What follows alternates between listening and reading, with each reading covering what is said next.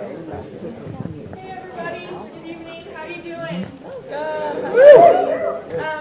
First of all, I just want to thank you all for coming out tonight. I know there's a lot of things you could be doing on a Wednesday night, but I know you guys are excited as I am to see the awesome presentation the Smileys have for us. My name is Shelby, and I'm a freshman here in the ROW program, Rec and Outdoor Education, and I'm also a co-coordinator of What is Leadership?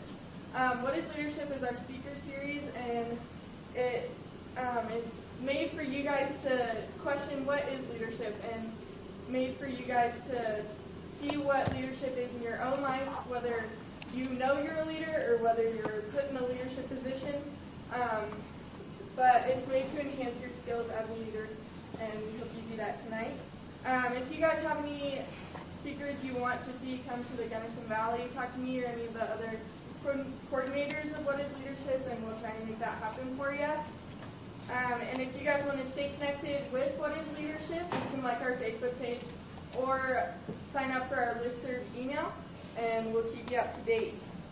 There's a couple people I'd like to thank before we get started that made tonight happen. What is Leadership, the team, the coordinators, and specifically Rick Moran, the ROW program here at Western, and Wilderness Pursuit, specifically Christy Hicks and Duncan Callahan. Now, without further ado, I'd like to introduce you guys to the Director of Campus Recreation here at Western, Duncan Callahan.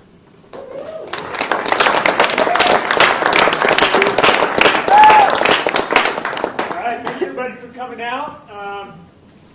So I think the origins of this are go back quite a ways, but basically 6 weeks ago I saw a Facebook post from Mark and Janelle, who are good friends of mine, and it said something to the effect of, we're launching a speaking tour, and I said, heck yes.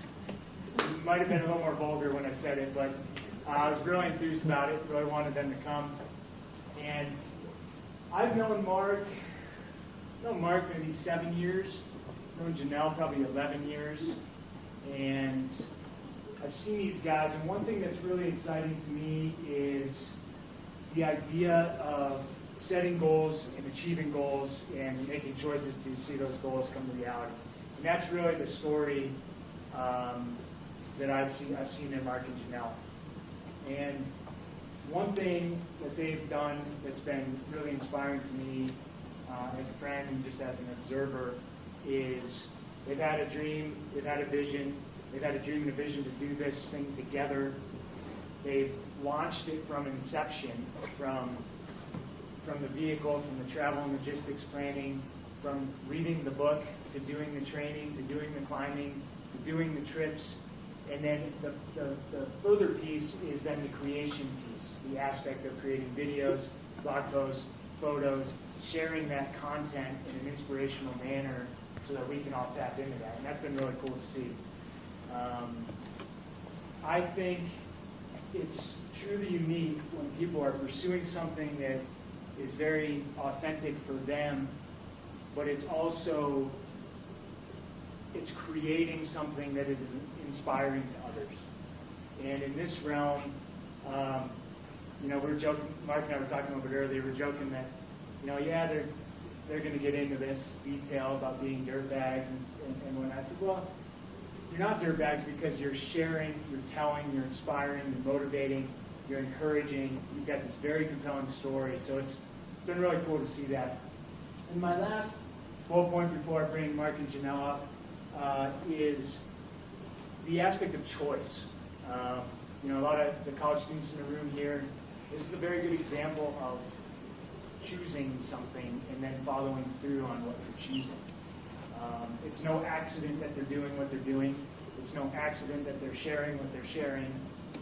Even though when you're in it and you're doing it, you may feel like, well, I'm just stumbling from one thing to the next. I can tell you it's not. It's choices. Making the choices to pursue something that means something to you and that inspires others, and then sharing that with others is very important. So that's why Mark and Janelle inspire me. I think that's why they're going to inspire you with this talk. So thanks for being here. Mark and Janelle Smiley, come on up and share with us your adventures. Let's welcome them.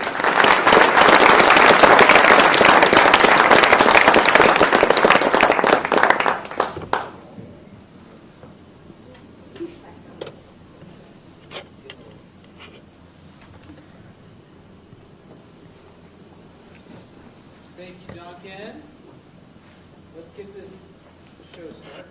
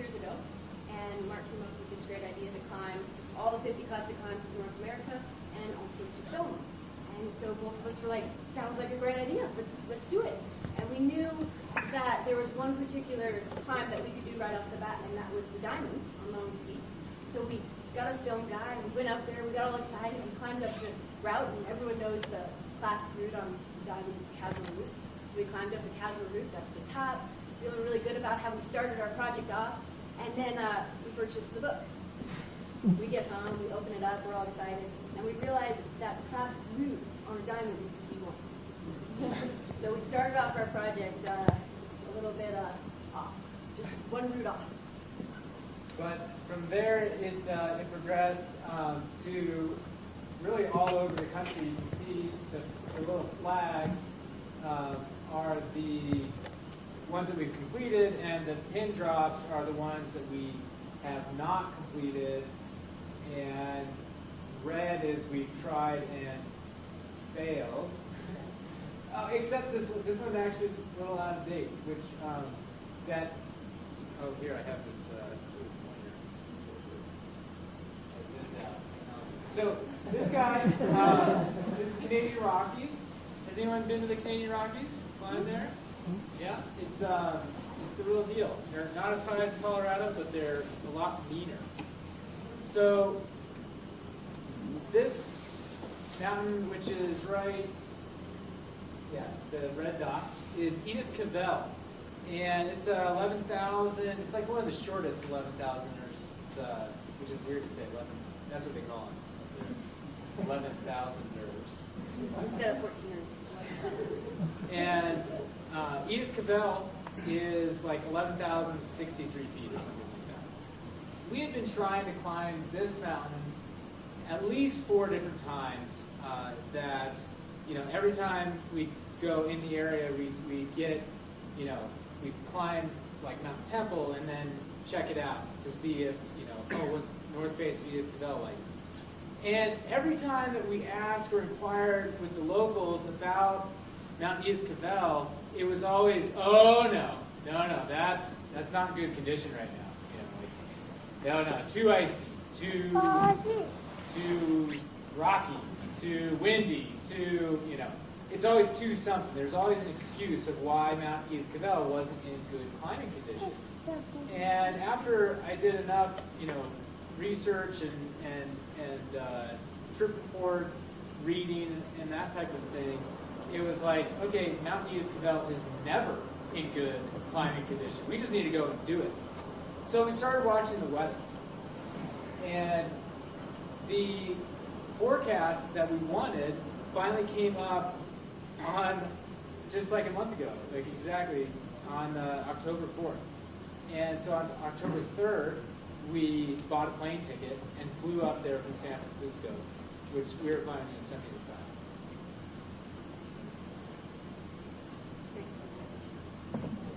Well, just to fill in a little bit here too, this project that we started on, we kind of got excited because we just climbed this and we just talk about it. But we got this idea from this book. It's a book written by Steve Ropen and Alan Steck, and they included 5 climbs that they thought were classic routes. They had 3 criteria that were suggested or they decided that would make a climb a classic, and that was the quality of the rock, the aesthetic appeal, and the history. We think they might have had 4. We think that they also might have had their best friends choose some routes in here as well, and we're not sure those are classic routes. But anyway, so that's how we started the project, was following this guidebook. So, And nobody has done all the climbs listed here. And that was the other big draw, like, you know, to do something no one has ever done before. You know, we really can't climb hard enough to be the first one to climb 515C or something, or, you know, some hard mixed route or whatever. But we could pick a really old book that many people have forgotten about and have a bunch of really scary routes in it and try that. So that was the birth, and we didn't really know what we were getting into when we started the route. But I climbed maybe 3 or 4 or 5 of them already, and I was like, oh, that's a classic? Yeah, that was pretty fun. Oh, that's a classic? That was pretty fun. And it just happened to be that they were like the 4 or 5 easiest climbs in the whole list. yeah, Duncan talks a lot about choices, how you make your own choices. Do your research before you make a choice to jump into an endeavor of trying to climb 50 classic climbs. Or don't. Ignorance is bliss. And 6 years later, we're still here, still going. And now we can go back and All right. So we bought the ticket. We flew up there the next day, and we're driving because we had 2 days of good weather. So that was another part of planning for all these, is the strategy that we take with, you know, each individual climb. The first year, it was just like we did a big circle on the map, and whatever was in that circle, you know, at that time of the year, that's what we would climb. If it wasn't in good condition, we'd come back the next year. And we ticked off like 26 of them or something, because there was a lot of, you know, quote unquote easy climbs on the list, with Alaska being more difficult. So, And we did drive by this mountain, but pure intimidation the first go around kept us driving. that and people just saying, "Oh no, it's not in good condition." So, anyway, we flew up there, and like 24 hours later, we were climbing. The weather forecast. How does it feel?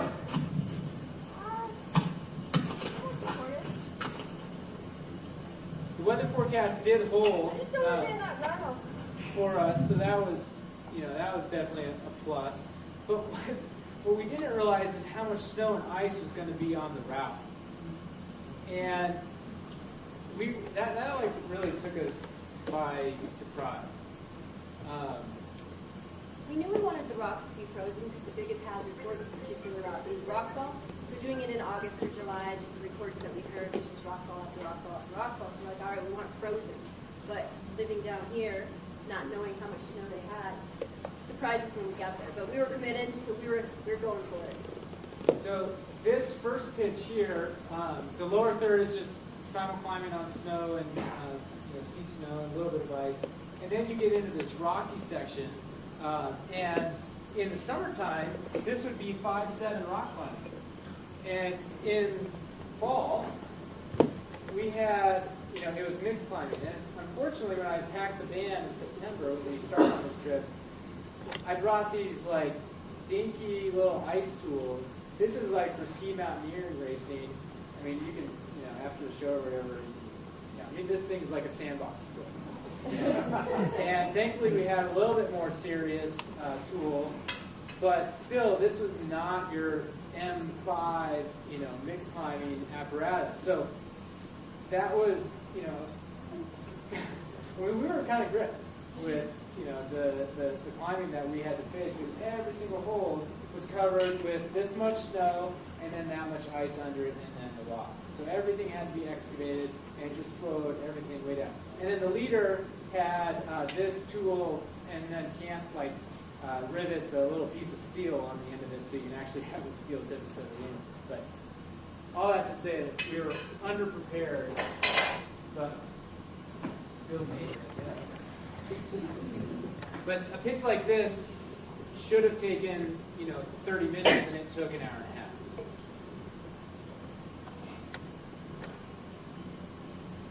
I think this image really captures the whole trip. Is that what my face looked like the whole time? Kind of, yeah. Here, we got a video clip here.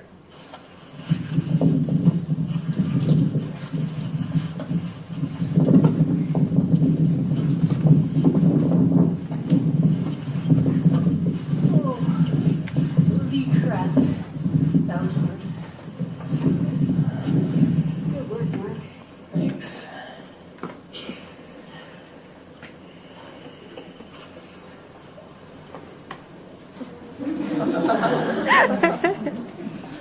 Can I just remind you, the day before I was climbing in a tank top, and then all of a sudden I'm climbing ice, I'm like, whoa, to make that sudden change is a little drastic.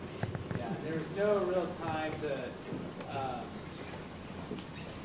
when you're going through seasons, the first day of the ski season, you get the rust off. Whoa, I'm not doing this so great. And then by the third, fourth day, okay, I remember how to do this sport again. Or when you switch back to biking or climbing, or whenever that transition happens, it always takes a little bit. We were thrown right in there into full winter from getting sunburned to Yosemite. So, but it was awesome. I mean, we were out there, just her and I. For some reason, no one else was queued up on the route. That was really cool. And anytime, in the alpine realm, a north face in the northern hemisphere is just more badass than south, east, or west because it's always shaded, and so it's colder, it's icier, it's more extreme. All these things add up to a bigger feather in your hat when you take it. So to have it in winter-like conditions, we just felt like, hey, we need to be able to. This is a litmus test for what we have to do.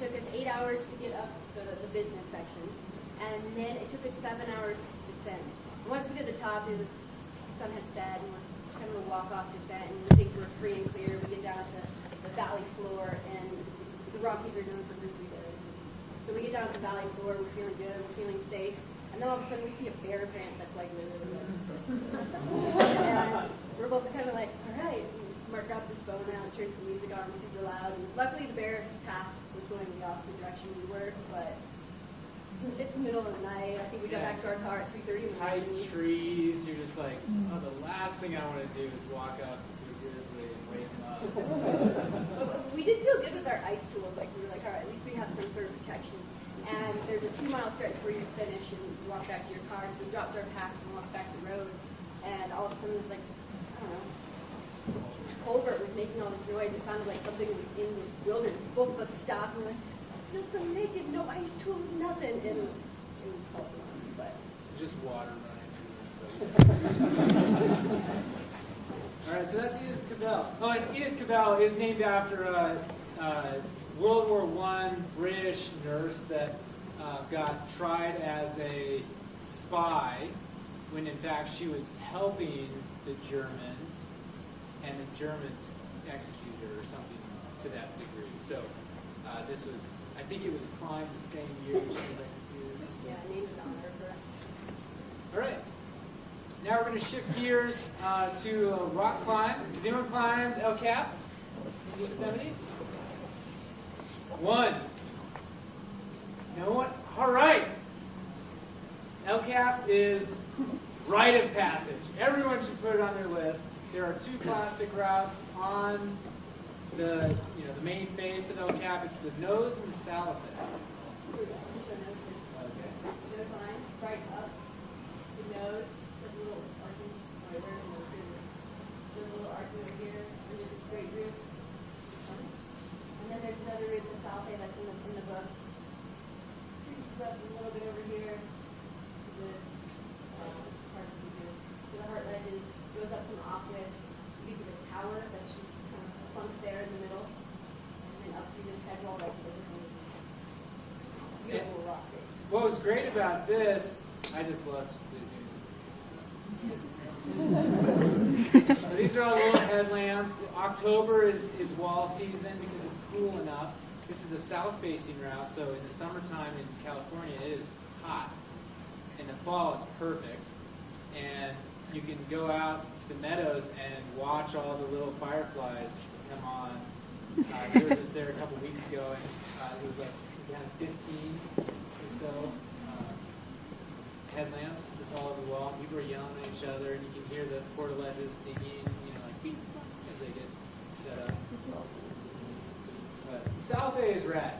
The strategy on this one, there's a number of different ways to go about doing it. Everyone's familiar with Tommy Caldwell and Kevin Jorgensen with the Dawn Wall, right? So their thing was purest form. They went ground up and leading every pitch on the way on the hardest route in the world. Our strategy was get her done, okay?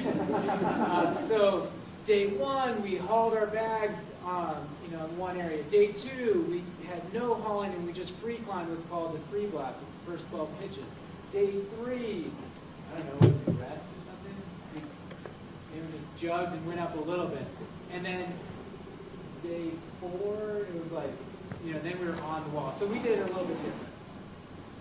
And it's a beautiful, beautiful route. A lot of wide climbing. The problem with wide climbing is you don't get protection. So you just kind of slot your body into the wide section. That gives you protection. The bigger your fall, you just like slot yourself in there. Mark doesn't like those that much, so I get to handle it. Right. I put Janelle in all the off with, and I take the run out stuff. So in that way, it's a good team. Because if there's a chimney, I'm like, she doesn't even have to ask if I'm going to take it. Do it. I don't want to. I'll jug this thing. So here's a portaledge. Portaledges come in these little bags that are about this wide, about this tall. How much do you think they weigh? 28 pounds. 28 pounds. And you haul them up. The freedom with bringing a ledge up with you is you can sleep wherever you want. And so once you get tired, you just stop, anchor yourself to the wall, and assemble one of these ledges. That's probably about the size of a sheet of plywood, give or take. And we'd always stop with enough time to set the portaledge up to give us time to enjoy the sunset. There's a photo of it with the haul bag, and then the portaledge is hanging. So this is the iconic view of Tom Frost's shot of Royal Robins hanging out on, this is El Cap Spire. And so I climbed up, saw that image, or saw this view, and it was like, oh, I could be like Tom Frost. That's so, it's like walking back in history. I mean, it's the same. I think the rocks have moved a little bit, but other than that, it's the same thing that it was 50 years ago when they were climbing. It's so cool. And this is the head wall. It gets real steep. Real steep. Gotta know a lot of rope shenanigans. That's one thing this project has really taught us. It's just to have a wide array of tricks to help us get through some of the different rooms. And getting up and over a roof is tough. And then this one you can't tell from here, but you had to use gear to hold you into the wall because it's so overhanging. So you're like, as soon as you let go, you like swing out. Well, you can see, so the yellow line is the lead line, and Janelle is leading this. So she's putting in gear and then using that, clipping aid ladders to it. But then this red line is just clipped to her harness and clipped to nothing against the rock, and it's hanging out about 20 feet. So pretty overhung in one pitch climbing. And then when that haul line, then you get it tight and then cut the bags away and they go, and they swing way out. You're just like, it's like that. We're like 2,000 feet off the ground floor, so everything's just wild, right? And one thing about doing this as a married couple and being committed to this project is we got to spend our 7th anniversary up there on the wall, watch the sunset and fall asleep. It worked. And you got to be okay with exposure if you're going to climb up that. And then the other route is the nose. Just got a couple highlight shots. South Day was number 40. So at the summit, we do a little number thing. We actually spelled out 50 classic climbs in North America, but that's only like 32 letters or something. So now we're doing, actually kind of stopped. Yeah. We're not kids anymore. That's the line of the nose. A lot of people do it in 3 or 4 days. And the coolest part about the nose is the king swing. So the king swing, just give you perspective, this, let's see, the boot is right there, and it's the size of like that about. And now that's the boot, and that's a person standing on the boot. Here's the boot. You lower down, and then you swing across to this crack, and then you climb this crack back, cleaning all of your gear to this anchor, and then haul your stuff. So is that right? Yeah. So when you're back cleaning all your gear, if you were to fall right here, you're going to take this, we call it fly meat windshield fall, that you try to keep at least 2 cams and then you're back cleaning going up. Got a little video of that here. They'll probably just make you sick. Yeah, everyone likes to go for it.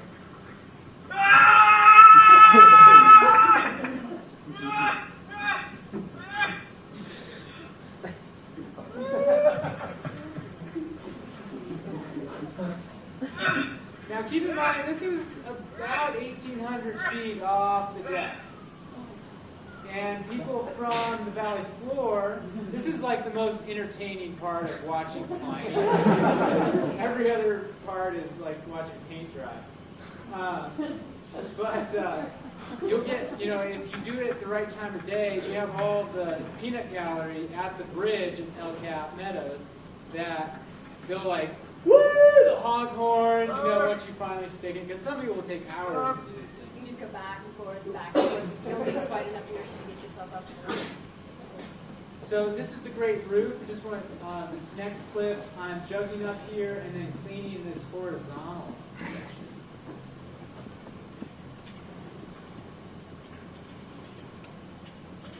So those are Jumars. And the second, once the leader goes up, they secure the rope to the anchor, the yellow rope there. And then the second will just jug the line so that they don't have to aid climb as well. Because this, that route, that route goes free at like 511C. And give me a break. Like 13D, I don't know. So you got to pull out the pieces, or you just wait. It held my weight. I don't know what's wrong. Again, now I'm about 2,200 feet off the deck at this point. So the other neat thing back to the whole style of things, depending on your comfort level, depending on your experience, the first time we did it, it was a 5-day effort. The second time I did it was a month ago or so, and met up with this random climber that I met like a couple years ago. We were both psyched on doing it in a day. It's called Nose in a Day, or NIAD. And so we pared everything down, we geared ourselves up for a 1-day, under 24-hour assault. And we got it done. It was awesome. It was, about 8 hours of climbing in the dark, just by headlamp. And a whole day, I think she had stashed some water. But, I was work after that. But it was so cool to be, like, oh, I'm here after like 18 hours. And last time I was here in 4 days. Like, that difference in experience and ability and comfort was both measurable and encouraging. We're a different partner. I go away for an educational retreat, and he goes and does it in a day with another girl. No jealousy, not at all. But the girl was like 5'1", not an aid climber. Like if you're 6'1", you can place half as many pieces as a 5. All right. So let's go north to Alaska. This is the Moose's Tooth. Has anyone been up here to Alaska Range, Denali Range? Denali Range. Okay, so Denali is like right there, about a mile away. And this was another example of measurable success after continued practice and just training, I guess. So the first time we came in here was the first Alaska expedition of our project. I've been to Denali once to guide a West Butchers trip. Janelle had never been there. We came in totally overwhelmed. Everything was huge, had huge aspirations, but then once you land on the glacier and that plane leaves, it's like, well, this is game on, And we ended up getting to about like right there from down here and bailed because of snow conditions and really just intimidation. So when we came back, we're flying in, and you fly right past this thing. This was, and my thought was, that looks really small. Like, now that we've done all these huge climbs, like, I don't remember it being so small. And I wasn't going to say that to Janelle, because I was like, what if she's like nervous about this? And I look over, and like, she's like, it looks really small, doesn't it? And like, yeah! And so our strategy for this one, we met a buddy who was going to come in here and climb this route. Moose's, what's it called? Ham and eggs. And you can just fly in, land, and climb, and then leave. We gave him our base camp stuff. Thank you. And then we landed down on the glacier down here with just our climbing stuff. So we landed, and 20 minutes later, we were headed for the route. Like, we were super, burn the ships, let's do this thing. And then we have that carrot with the, the warmer sleeping bags, a nicer tent, and cush food, adult beverages, and that kind of thing, that were waiting for us here. So, it's right here, in this clump.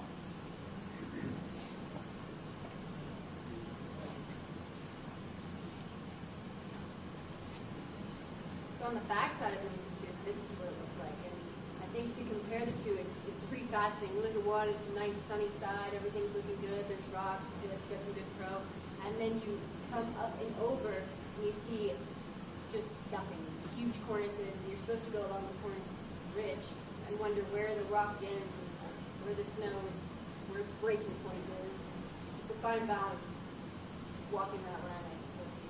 So we did a lot of, this is the type of thing where you wish you had disposable ski touring skis. We could ski tour through this in no time, but waist deep, not quite waist, but maybe knee deep powder trudging is slow going. But with a lot of effort like that, you get campsites like this, which aren't bad. This is Denali in the background here. And then you have Mount Brill, and Mount Huntington is right back here out of the frame. So yeah, with this style, again, we were able to carry light packs, maybe 35 pounds each or so, maybe even less than that, 30 pounds. Because we said, all right, we're going to do this in 2 days. There she is. And if it takes longer than that, we'll just start using body fat. Instead of But you can see here with the cornices, when you're on the other side of it, you're walking a fine line, not quite sure how far, how big they are. Which makes it intimidating. Yeah, I mean, the terrain in Alaska blows everything else away from the lower 48. So here we're walking along. This is a cornice, but as you're walking along, you don't know where it stops. Okay, and so the idea is you stay as far off the ridge as possible, without But then it gets steep down here, so you can't go way far.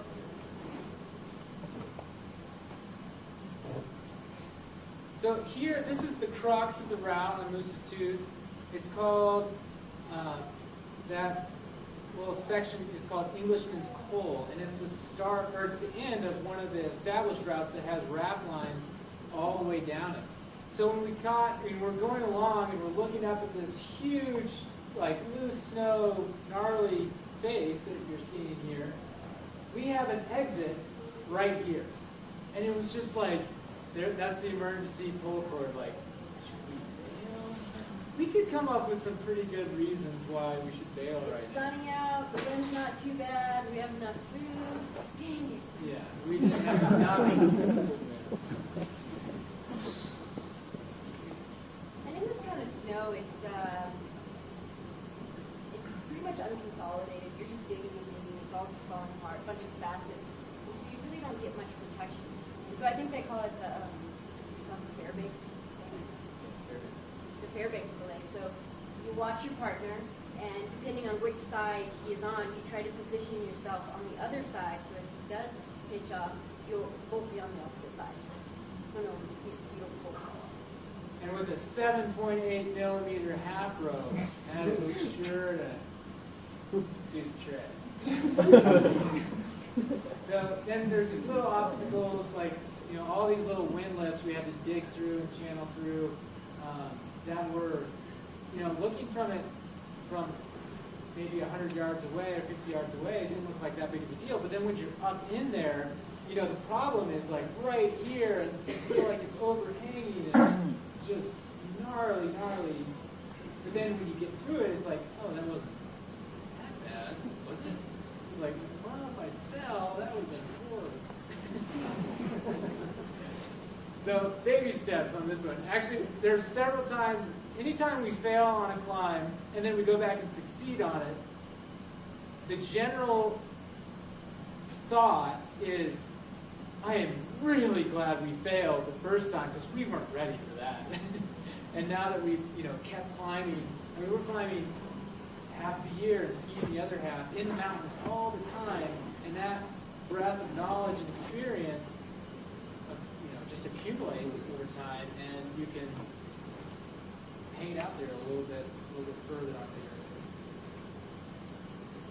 Or just easier, Yeah, more comfortable. or faster, or go about it differently. I don't know. We make up lots of excuses to make ourselves feel better. I always try to call my mom after I get home as opposed to before I go. She likes to. Well, I don't think my mom always. Every time I talk to my mom, she's like, when are you going to stop this? Is this project over yet? I'll sponsor you to not climb. What are we talking here? How many zeros is that? That's right.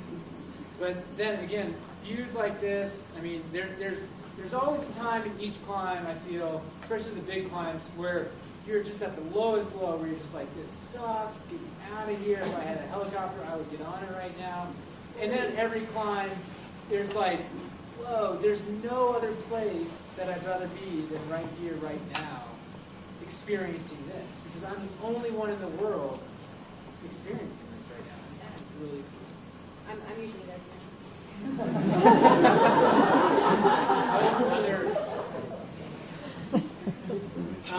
What's our next mountain? Aha! So we recently moved to Jackson Hole, Wyoming. Oh, here we are. Wait. Mark can't remember where. Now that's long. There's not a class of climb in this valley. The closest we get is Creststone Needle, Ellenwood Ledges. Anyone done that one? All right. Nice. Was it classic? Classic. All right. We also think if we change things up and maybe make a new book or our own list, there's definitely a couple climbs in the Black Canyon that we would also use. Black Canyon is the gym we guys help out. That's right. But so we moved up to Jackson, Wyoming. This is our home turf. There's some incredible climbing there. Even like depending on if you're just getting into mountaineering or you've been doing it for a long time, there's all sorts of options that can get you out and challenge you, and you just have a really good time. We're going to show a video from the North Ridge of Grand Teton. We linked it up with a couple other mountains because the approach to it is horrible, or you can make it super fun by climbing 2 other mountains. So, where'd we go?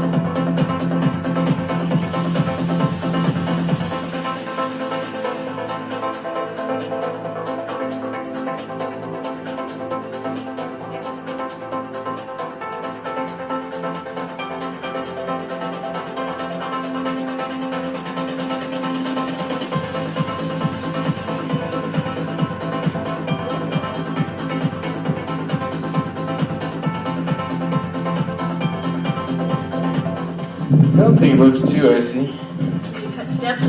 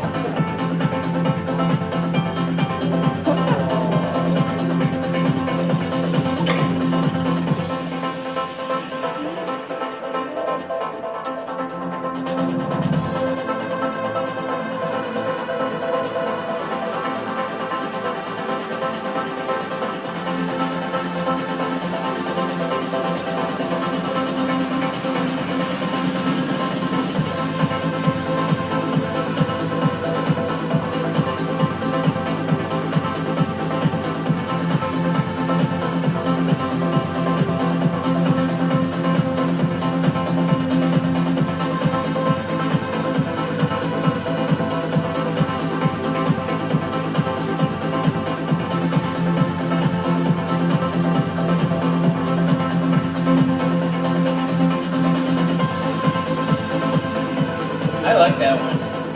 Well, I mean, doing the traverse is pretty cool to cover that much ground and everything. But the chimney pitches on it were pretty fun. I mean, there was ice to negotiate, but it's a really warm day, and so being in the shade, it was chilly, but not too cold. So 2 thumbs up for that. Okay, it's not all Bluebird like that.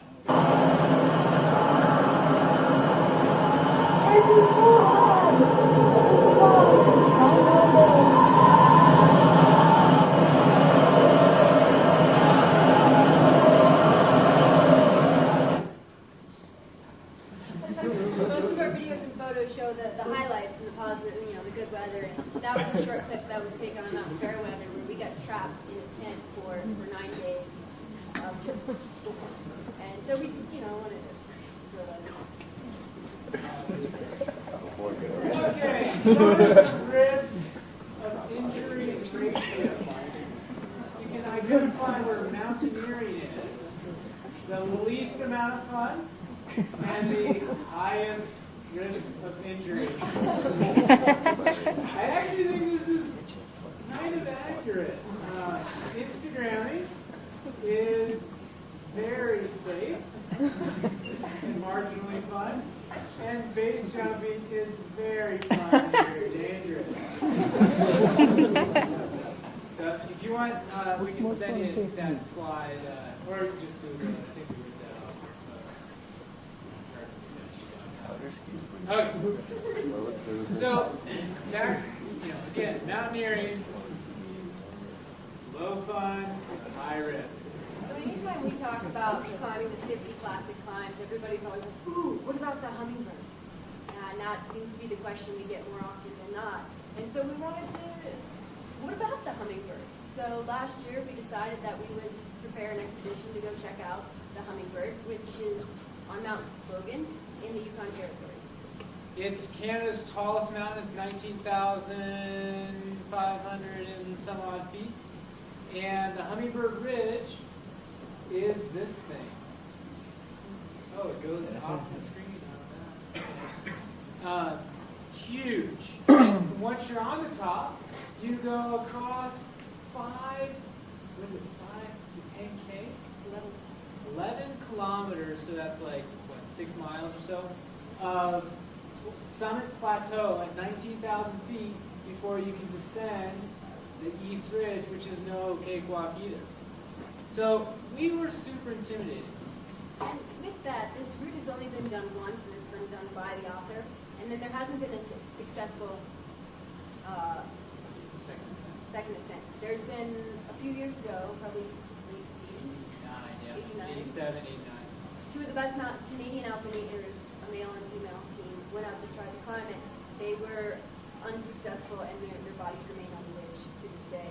And another party from Canada went up and tried it, and one of their parties ended up perishing.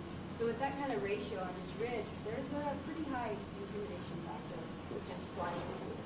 So we wanted to bring a team of 4, and actually it's a requirement for the park. We thought, but we got mixed reviews on that. So my buddy Jed is also an IFMGA guide and a friend and super competent. And then Reiner is a Canadian guy who is kind of like Janelle's equivalent in the guys ski mountaineering realm, is a national champion times a couple. And he's just got an engine that doesn't stop. And he's both these guys are super positive and, are go-getters. And he's Canadian. If you ever climbed in the Canadian Rockies, they have different skin than we do. It's thicker. Yes. A lot. So here's a couple images from the first ascent. 1965 was the first ascent. It was a group of 6 people. They took 16 40-pound loads that they shuttled all the way along. They got, the loads got lighter as they used food and fuel along the way.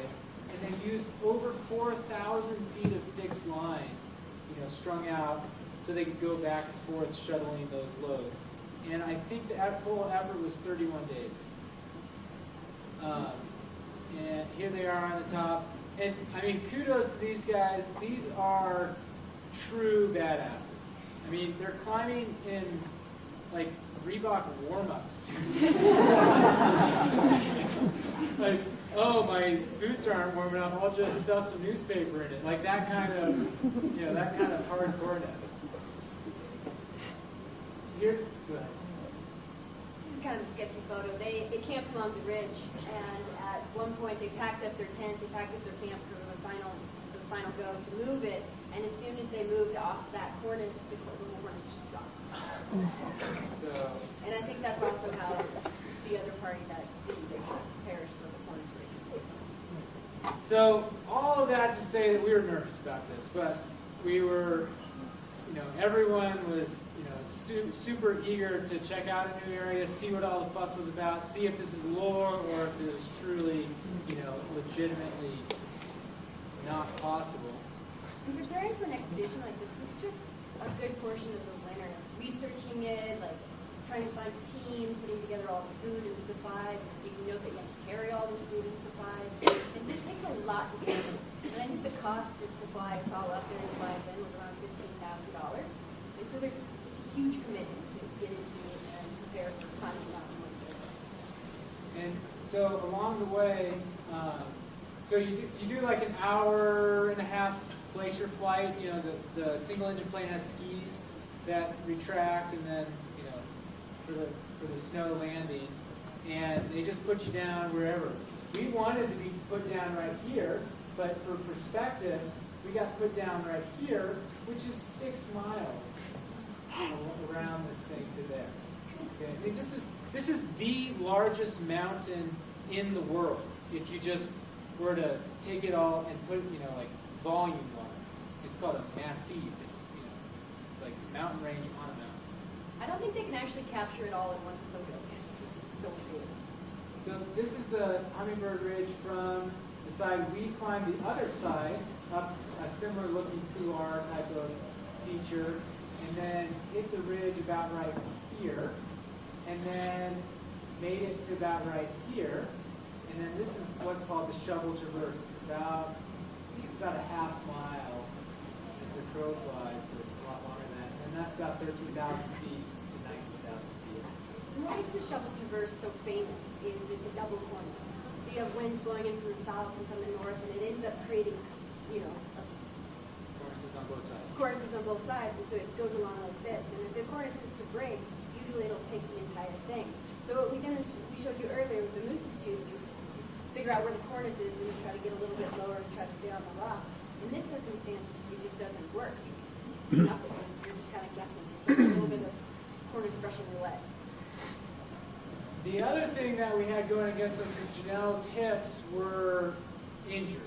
And 3 months before this, she got cortisone shots.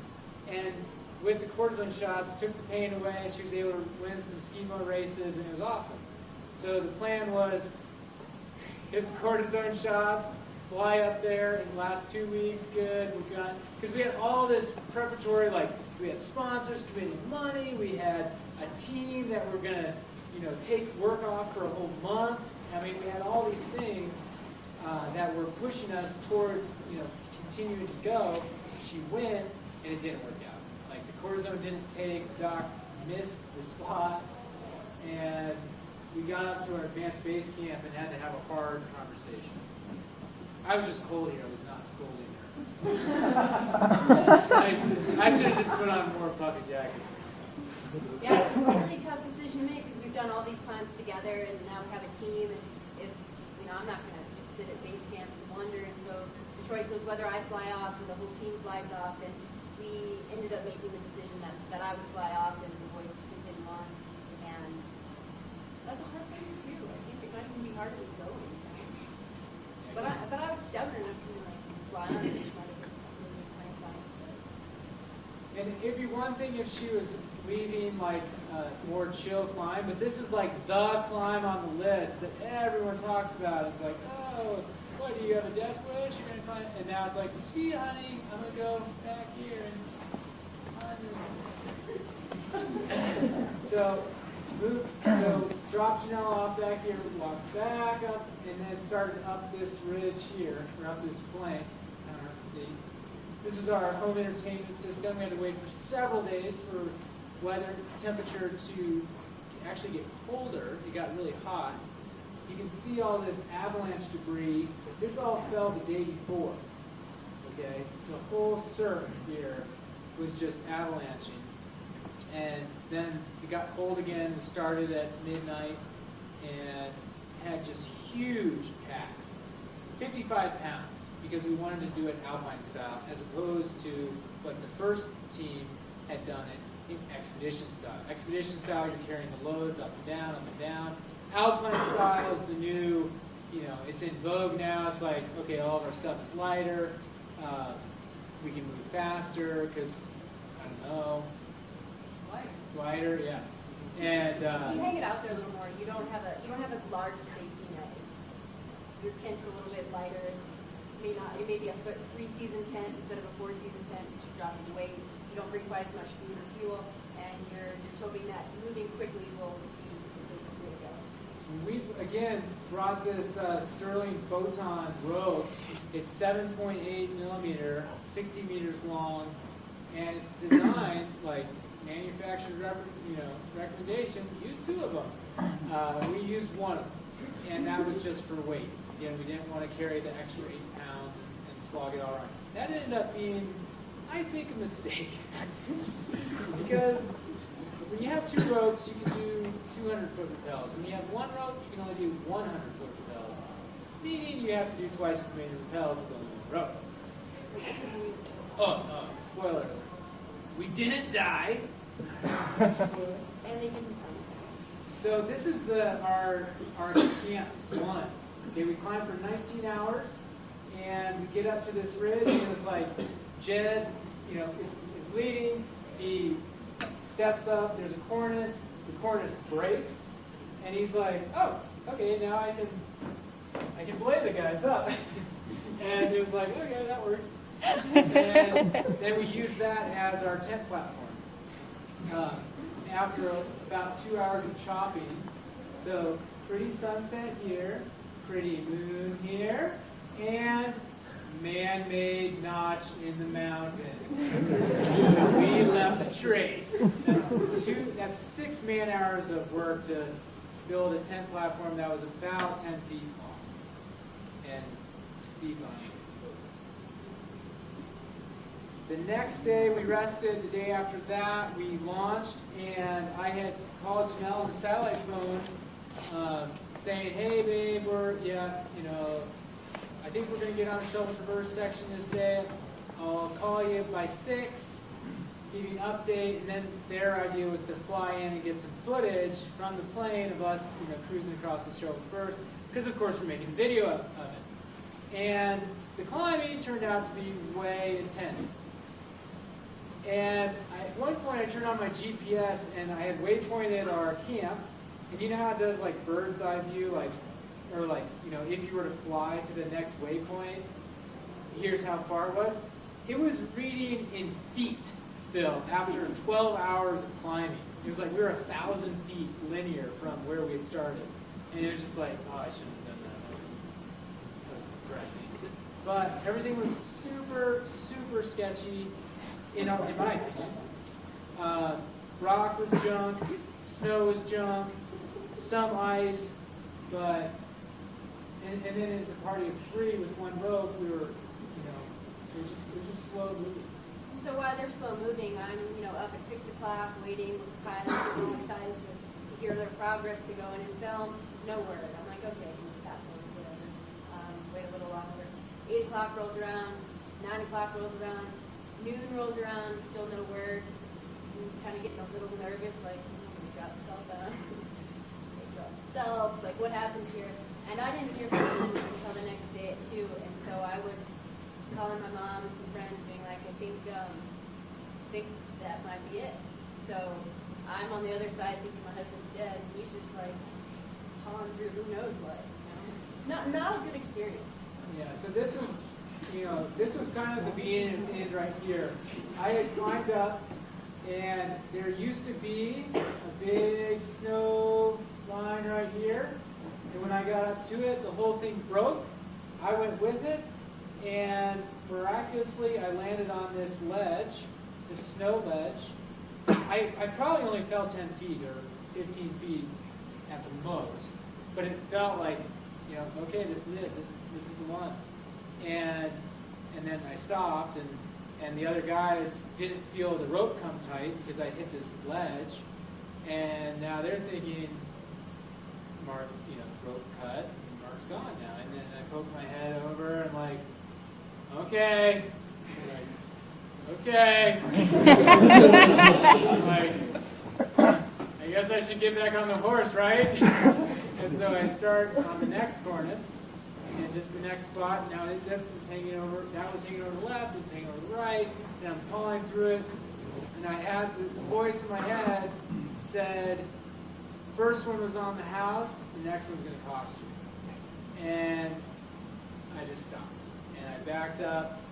We rappelled down to an easier section and made this camp here, and then the whole next day sat in the tent. And talk about a long day of sitting and thinking and breathing your own farts. And, I mean, it is not very fun. And just stress and called Janelle. We had texted that night. So sat phones have this like contact 5 people right now. The pre-written text. I'm okay. Here's my GPS location. 4 of the 5 people got it, and Janelle didn't. So Jed's wife was like, okay, they're good. Janelle's thinking I'm dead. Technology is not always great. Like, if you didn't tell me he was going to call me at 6 a.m., I wouldn't expect a phone call at 6 a.m. and everything would have been fine. But, So that was, so then we were like, okay, we still don't want to throw in the towel, and to bail off this thing looks horrible. We're 4,000 feet of technical climbing up this thing. So we pushed on one more day, and this pitch here took about an hour to climb, just vertical trenching, we would call it. I poked out onto the ridge and realized that for the last half hour I'd been on a cornice, and you just assume you're on a cornice, and it's like, what's to keep this from breaking off? And then I looked down the ridge and I was like, I'm over it. This is not skill here. This is just dumb luck that we're implementing and hoping for the best. I call it plain Russian roulette, but having to pull the trigger 5 times. So, beautiful day in an area that gets horrible weather, and we bailed. Just made the decision right there. We're done. On a side note, this mountain here, is that St. Elias there? No, St. Elias is like right over here. That's one of the ones here. And now we're failures. For 4 days we had to just fester and sit, but we still have to descend this whole thing. So we had to do 36 V-thread rappels to get off of the mountain, plus several thousand feet of just down climbing. And any ice climbers in the room? Threads?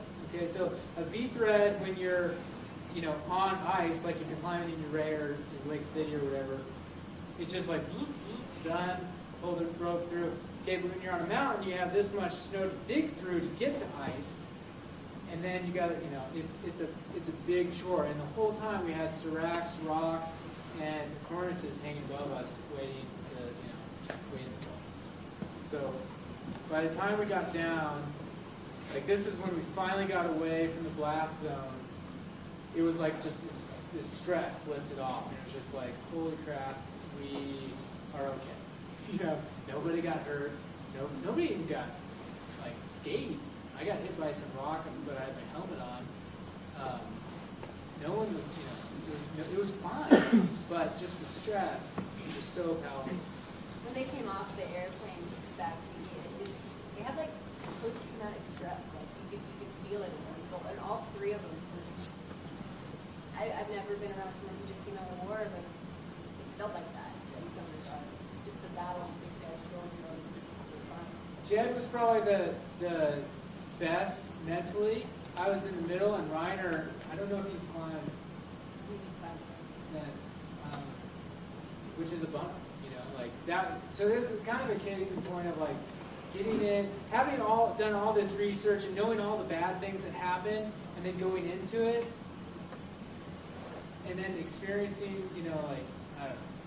So that's kind of, actually when I was flying back to Alaska a year later, it was a nice day. I was sitting on the correct side of the plane, and I look out and I see Mount Logan, and I swear it was the same feeling as when you see your second grade bully who stole your lunch money, and now you're in college and you see him again, and you're just like, it was like that same type of like, whoa, I didn't like that. So, and to make matters worse, this was like well low. I went in, got double hip surgery last year, and sat out all last winter. And I think at this point, Mark and I were both like, all right, project's over, we're done, quit. I'm broken. We didn't succeed on that particular time. Like there's no story anymore. And I guess all this, getting injured and having the attempts we did on the mountains, type 3 or maybe even type 4 fun, where a few more months go on, we start thinking about it a little bit more. Come May, April, I start putting 40 pounds of water on my back and I start walking uphill again, feeling pretty good. And something in me is like, do this. Let's see if we can't prepare and try the casino. Like both of us weren't quite ready to quit, but we definitely had a little there for 8 months. So the casino, again, this is like the climbing season for the casino is May and June, and you can't just go up there whenever you want, like you can, like say, climbing, I don't know, Yosemite, where you have a ton of time to, good weather. The weather window to climb this is very small.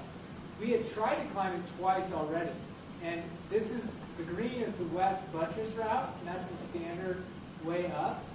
And 14 camp, we'd spent on those 2 attempts like 20 days at 14 camp, acclimatizing, waiting, and getting psyched to then go up to 16,000 feet, down the west rib, and then the casino is this red line, and it starts at about 12,000 feet in elevation. It goes up from 8,000 feet to 20,300.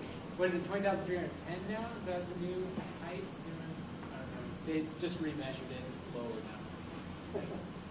So anyway, at 14 camp, when we were on our first 2 attempts, you have about 150 or so people there that are just hanging out and are nervous.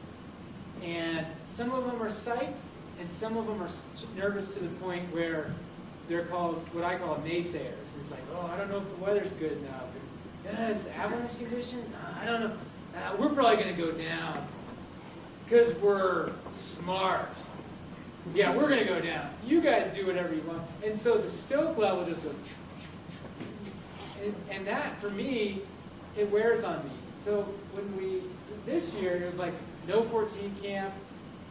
We just want to go in there and crush it. So when Mark tells me he's ready to get going and go come to the scene, I'm like, are you sure? I haven't done anything. He's like, yeah, we got this. And one thing I've learned about Mark over the years is he's really stubborn. And if he says he's going to do something, by golly, he's going to do it. And I'm just grateful. I really like adventure. So I went down to Colorado and tried to acclimatize. He led a guided trip down to South America to acclimatize. This mountain was, just mentioned over 20,000 feet.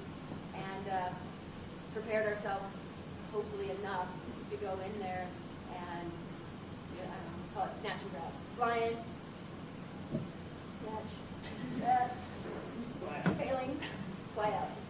So this is so we got the weather that we wanted, and that was just luck. We flew in. The base camp manager there said, "Did you guys just like watch the weather and jet set this thing?" It was like, "Nope, we just timed it right." It was at the very end of the low pressure, dumped a bunch of snow, and now this is the start of this high pressure that had no end in the 10-day forecast.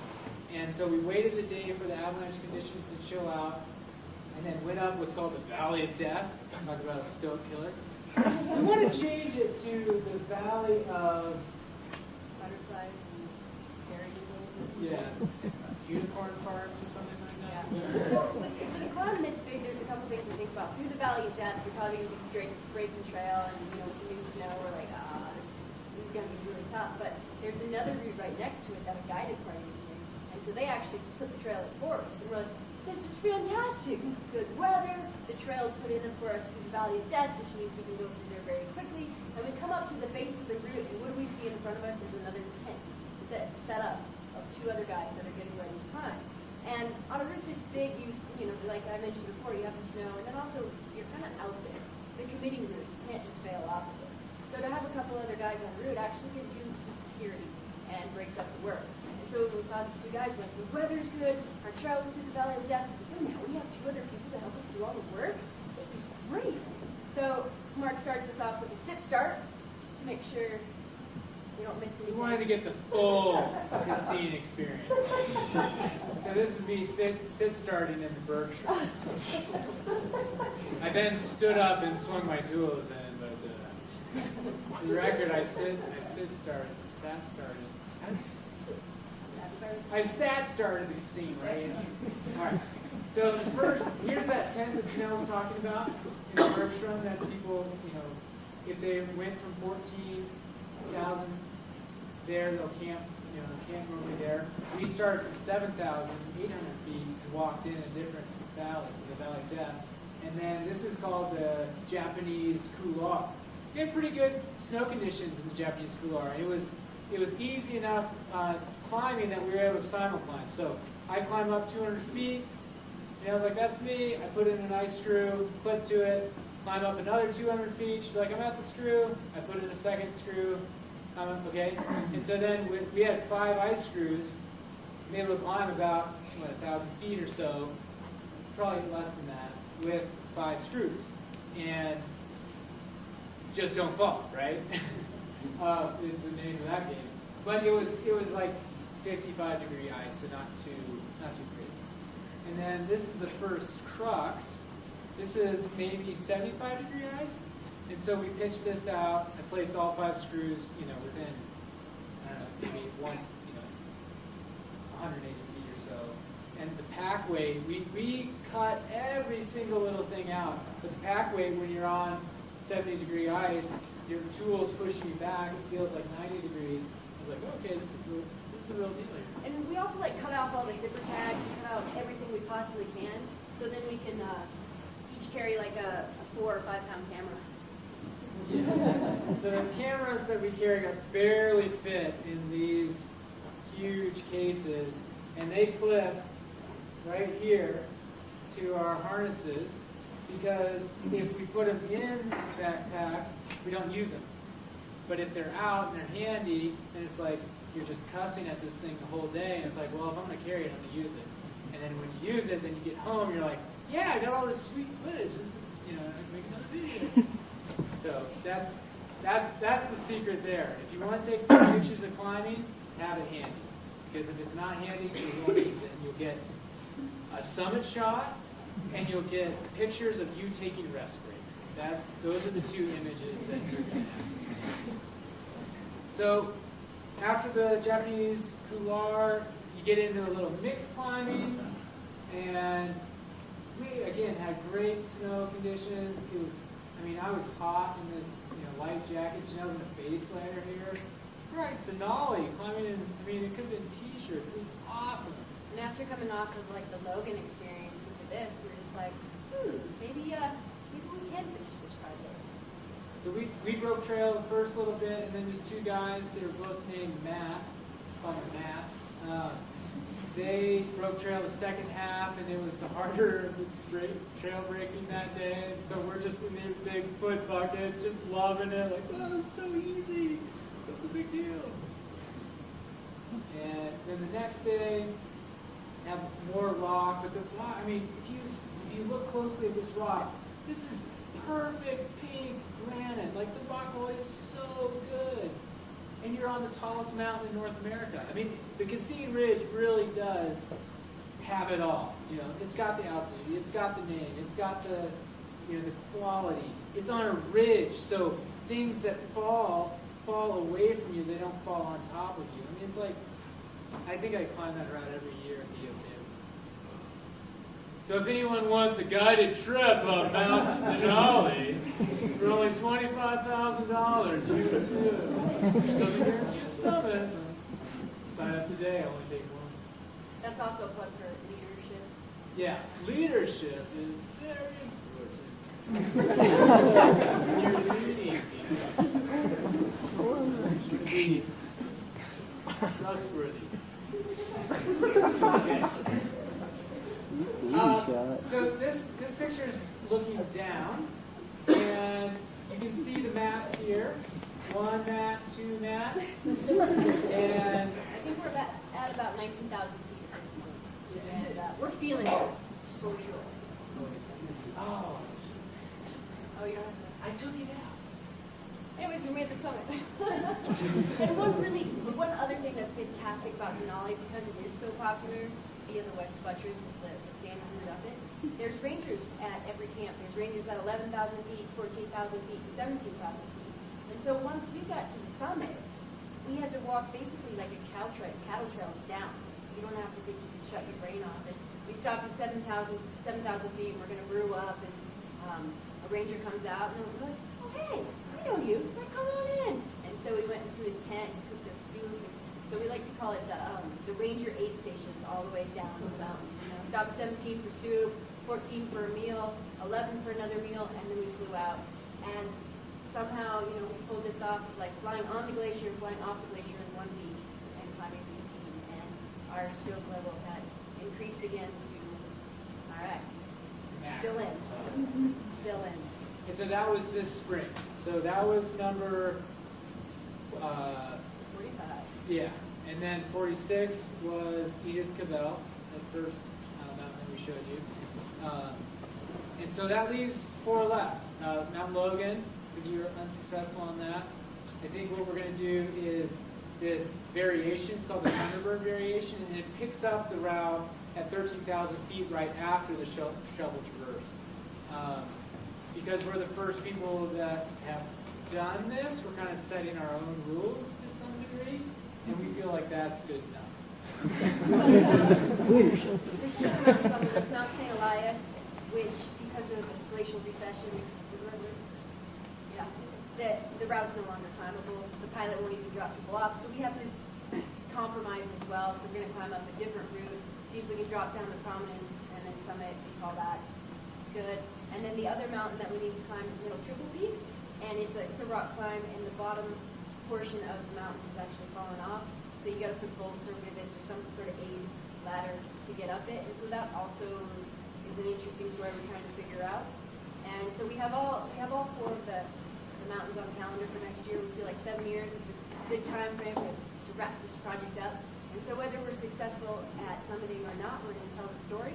And then our last climb is going to be Long's Peak, where we initially started the project and climbed the wrong route. We're going to climb the correct route in August, and we're just going to turn it into a big celebration of completing the project. And hopefully that will be summits on all 50, but we will have a big party to complete the project next August. That's our plan. So, should we... Okay, so it's almost 8 o'clock. We have one more video that we want to show you. This, Might get us in trouble. but we like it. Mark and I just climbed a big route in California. We were feeling pretty tired, a little unmotivated to climb, and so we got our cameras out and swapped a few things around and made a film. Don't get mad at us. So this is me acting like Janelle, Janelle acting like me. And if you want to turn the lights down, that'd be great. Can you carry this for me? It won't fit in my pack. Hurry up! Let's go! I have to pee. Hold my pack. Ew!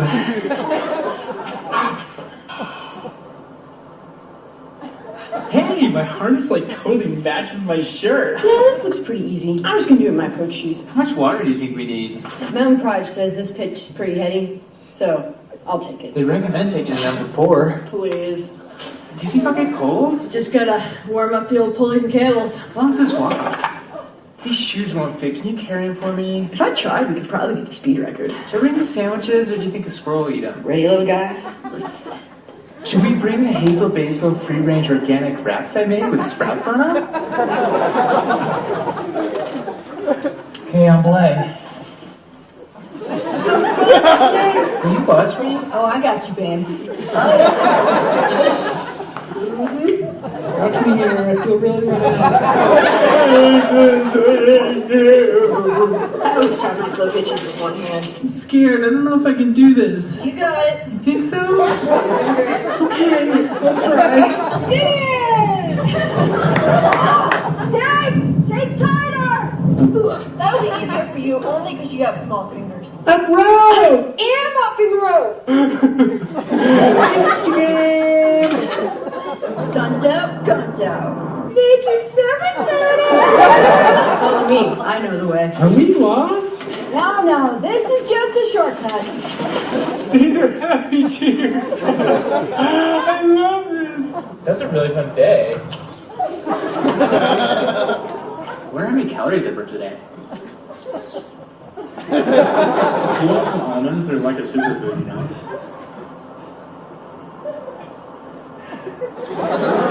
Free organic tofu wraps I made. I have a hazel basil free range. Should I bring the hazel basil organic free range organic hummus and sprouts? Almond sprinkled wraps I brought? You want to see my number 4?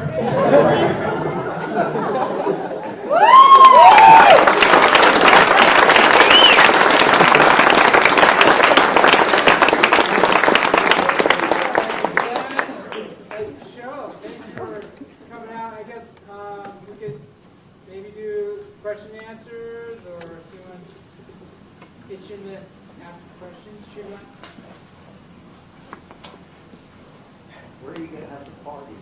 Well, the party is the question. The party will be, first party will be on the summit of Longs Peak. So everyone can, anyone's welcome. Hike up to the top, climb up to the top, whatever. And then we'll continue to have maybe like a 3-month-long party. Various locations. I like it. Wherever. As we just get fat. And, no plans on that yet. As far as the wheel. So yeah, thank you guys so much for coming out tonight. Yeah, go ahead. What did Roper and Steck miss? What would you add to the list? Oh, good question. What's your favorite class? Which ones would we take out? That's you, okay. Yeah, so we have been making a new list, and we're going to Pluto 35 of the routes and add 35 new ones. So things like that you guys are, around here, like the Scenic Cruise in the Black Canyon, Moonlight Buttress, in Zion. There's a great route in Red Rocks called Epinephrine we just climbed and filmed, and phenomenal route. What else? More ice climbs instead of ridge climbs, because in 1979 when the book was published, the ice climbing tools, the extent of them were, this was a wood shaft and this is a straight pit kind of thing, and now we have and the ice screws were ice spikes. I mean, people just didn't climb vertical ice, and now it's, the tools that are, in that realm are amazing. So, like Polar Circus in Canada is an amazing ice line. There's another one. I don't think so. Steck and Roper didn't add any in the East Coast because they were too short. I don't think we're going to either, just because I think it could be deserving of its own book, like 50 Classic Climbs up the East, and include things in Red River Gorge and the Gunks and Cannon Cliff, and I don't know. There's plenty of climbing in Georgia and Tennessee and Waco Tanks and all those other places. 50 routes isn't enough, the more that we climb, the more we realize, wow, we haven't even scraped the surface, and and we're just climbing the good stuff. I don't know if all of this is good stuff. Yeah. We definitely had a fair share. Yeah. They definitely threw in some real wingers in there, I wonder who's going to try to test this. Because there's maybe 5, when the book was published, there's probably 5 routes that I can think of that have only been climbed, 1 or let's just say less than 5 times. So it's not really classic with only 5 people. And that's what I mentioned earlier. I think those of our friends put up first descent on those routes, and they're like, oh yeah, we'll put that in the book, sure. And we did an interview with Alan, great guy, and we asked him like, so how many climbs, how many of the 50 have you done? He's like, oh shoot, I don't know, maybe a dozen, probably less. So it's coming. It's gonna be a picture book, very similar to the Chris Davenport book, 50 Classic Sea Descents, and that's the same type of copybook style. But I've never written a book, and so. It might be 10 to 20 years before it comes out. But our idea too was to create a book for a general climber to do in their lifetime. Like, here are 50 routes, and if you're a climber, you should do these 50 routes because they're just walls and routes and enough adventure to scare you, but also not quite to kill you. And a progression. So starting out with Devil's Tower, it's 5-7, it's easy, but it can still be a real adventure if it's your first multi-pitch route. And then, okay, you did that one and you did in that style, so now this one, and now this one. And so someone could flip through this and start at chapter 1, and then once they got that one, chapter 2, and then chapter 50 is like the culmination of all of these other skills that you picked up along the way, and you're arriving, as it were. Because I think a lot of people pigeonhole themselves in like, oh, I'm just a boulder, or I'm just a sport climber, or I'm just an alpine climber, or I'm just an ice climber. It's like, for us, we'd rather be jack of all than be climbing 513, on a rifle or something like that. That isn't how we're wired. Like, I'm gonna project this until I get it. It's like, no, I want to see places, I want to go places. And this book, this adventure, is taking us on places we would never go. Like Petersburg, Alaska. You don't have to be a fisherman to go there. People don't do that. And we're not undermining different techniques at all. We just are gypsies. We have a free spirit. We like adventure. I don't think we've climbed like the same route twice, rarely. We just don't have the time set for that. But man, if we did boulder, we could probably climb further.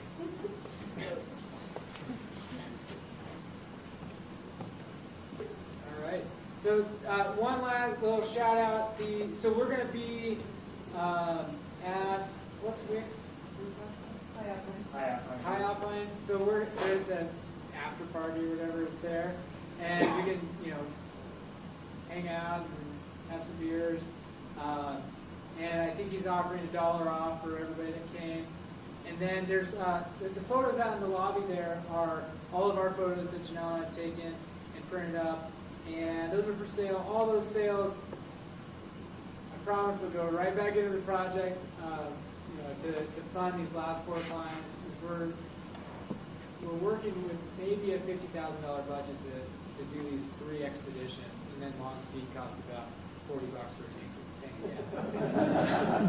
And so if you want to buy a photo, that would be great. No pressure, of course. And we'll see you at High Alpine.